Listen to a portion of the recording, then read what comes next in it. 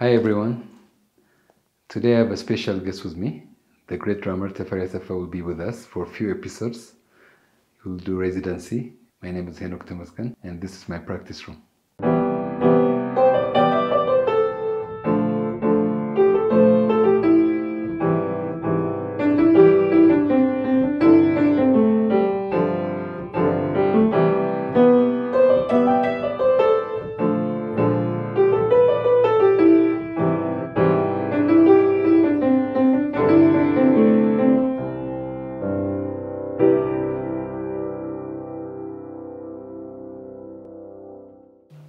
So Teferi, thank you very much for being here. Thank you for having me. And Teferi will be doing a residency with us for a few episodes. Today's episode will be just us talking about Teferi, just getting to know him. So Teferi, you were born in Addis, and which area were you born? I was born around this neighborhood first, Baklobit area. And then when I was 2, my family moved to Old Airport. So that's where I grew up. By the way, happy birthday. Your birthday was yesterday. Oh, yeah. And then you moved to Old Airport, right? Yes, that's where I grew up. Okay, so anybody in the family plays music, or you the first one? How did you get interested in music? I mean, my oldest brother had a guitar. He played a little bit. Skender, exactly. He was much older than me. But I was banging everything around my house, like in the kitchen, on the pot and plates. So my mom knew like I was into music, so she bought me small traditional cabarro. So you're driving your mom crazy. Oh yeah, it was loud, and I was banging the tables in the living room, everything. So she said, "No, don't break my stuff. So I'll get you traditional cabarro." So since then, I had the cabarro around my neck, and I was walking around the house playing on that drum. Like, I didn't know anything, but just. So how old were you when this was happening? I was like around 5 or 6, between that age. Okay. So, I went to school here in Addis to St. Joseph. So they had a high school band. So after school, high school students had rehearsal time at that period. So I used to glue myself on the window, like just watching the musicians there.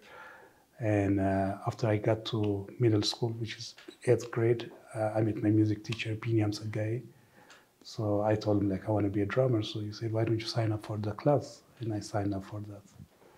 And that's how you started playing on a real drum set. Exactly. That was my first time. I saw drum set, like touched the first time on drum set. Okay, so Binyam was instrumental in your first beginning on the drum set. Oh, yeah. I mean, I'm sure you know Binyam Sagai. He was a multi-instrumentalist. He was, I know he's a keyboard player. Yeah, he played also a little bit bass, a little bit guitar, and drum set too. Like, he had like a basic coordination on the drum set. Mm-hmm. So he showed me a couple of techniques, and he had a book. So he gave us the copy of those books, and he said, why don't you practice and follow the instructions? So I start myself, like, following and reading the books. Okay. And the first step in the second book, like, coordination. That's how I started into drums. Was there a high school band at that time? Yeah, there were like around 3 high school bands for grade 10, 11, and 12. And you were playing in them?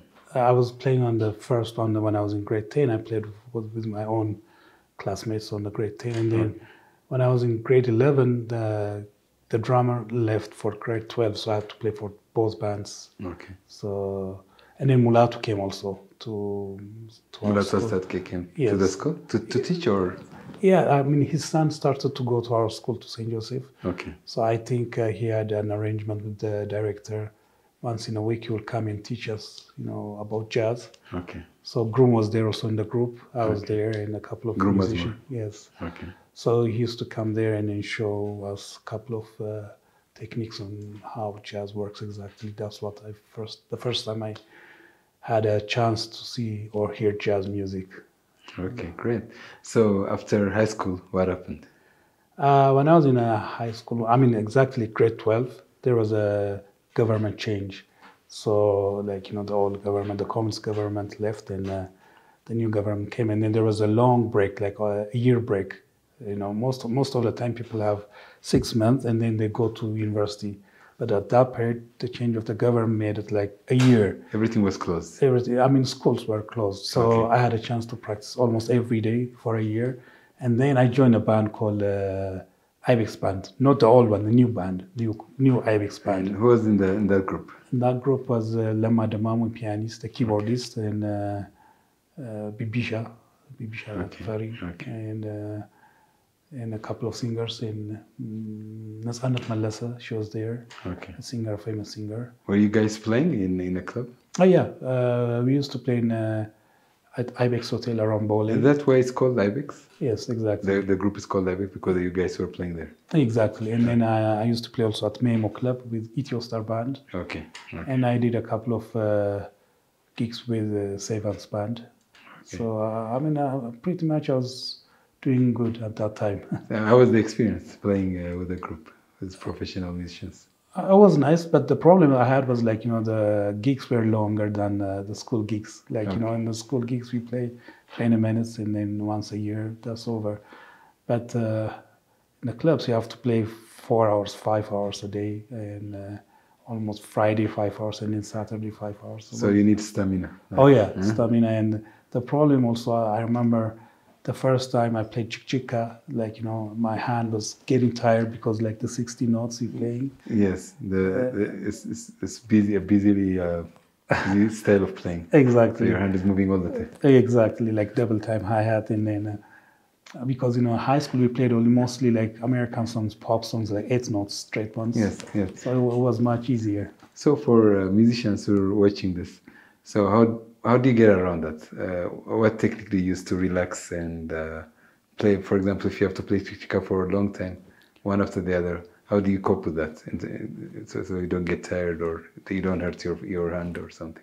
I mean, the first thing, like, you have to keep practicing on that. Like, you have to get better at it. Stronger, and use your fingers. Like, don't use your the whole arm. Just use your fingertips. The finger technique. Yeah, like bouncing the stick on the hi-hat or everywhere you on the tom. Okay, maybe we'll look at it on the drums later. Oh yeah. Okay.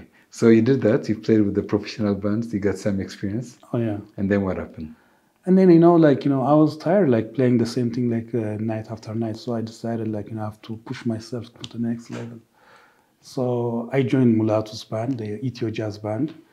So I told him like I want to go outside and learn music more, like about drumming. Mm-hmm. So he said, why don't you go? Do you have contacts? He knew about my father, so through my parents, I had a chance to go to Poland. That's what happened exactly. So I went to the school. I mean, I went to Poland for 7 years. You went to Warsaw? No, the first state I went was Łódź, like 1 hour from Warsaw. Okay. I had to learn the basic music theory and the language, the Polish language. And then after a year, they moved me to Katowice, the South Poland, where they had the jazz department. The jazz music school. Exactly, jazz. Okay. So it's a department inside a conservatory? Is that how it works? Exactly. It was like a conservatory. Classical education? Yeah, they had classical music. They had a jazz department. Oh yeah, they had like a dance department, they had a music department, but the music was divided into different two groups, like classical and jazz, and they had also teaching department. It's a big university, like conservatory. Thank you, Teferi, and we'll continue. You're gonna be with us for a while, the next few episodes, so we'll discover things together.